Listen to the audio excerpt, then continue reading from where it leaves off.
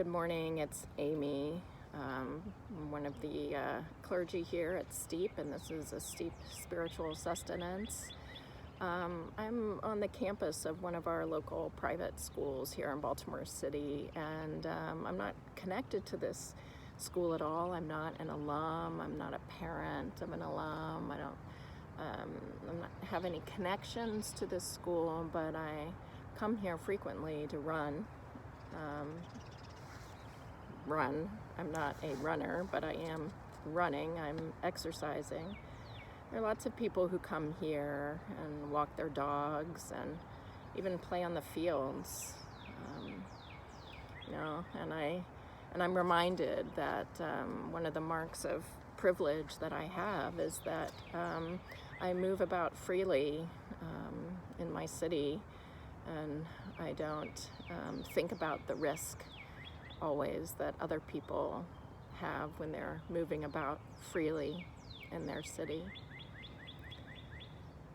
You know, when we celebrate Christmas and we celebrate the birth of Jesus, that is God choosing to come into our world in the most riskiest of embodiments as a baby, I think sometimes at Christmas time we are, or at least I have been in my life, so caught up on the nostalgia of Christmas and of the trees and the presents and the meals that it's easy, so easy for me, unaware of risk, unaware of privilege, to forget the everyday risks that Jesus took as a human being. You know, if Jesus was fully human, which is what we believe as Christians and what the church has believed for centuries, although not without some argument, of course, it is the church after all, then everything that human beings experience, Jesus himself experienced.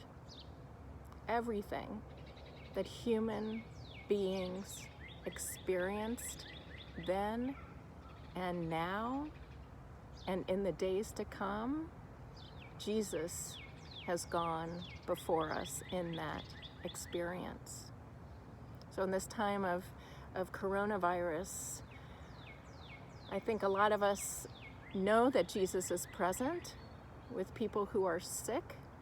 Jesus as healer, as comforter, Jesus as redeemer, as strengthener.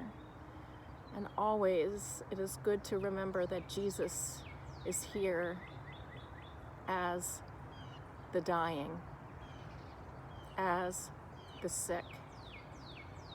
Jesus in his human life surely got sick. Jesus in his human life surely got viruses and infections and illnesses. Jesus surely got sick. In Matthew 25, where Jesus tells the parable about giving food to the hungry and giving drink to the thirsty and visiting the prisoners and tending the sick in the church, I think sometimes it's easy to think, well, we are the person tending. We are the healers. But Jesus says very clearly, if you have tended one who is sick, you have tended me. If you have visited one who is in prison, you have visited me. If you have given food to one who is hungry, you have given food to me. Jesus got sick. Jesus got hungry. Jesus is thirsty. Jesus is sick. The risk of everyday human life. May we always remember that it is Jesus himself who is sick with the sick, hungry with the hungry, suffering with the suffering, lonely with the lonely, loving with the loving. Amen.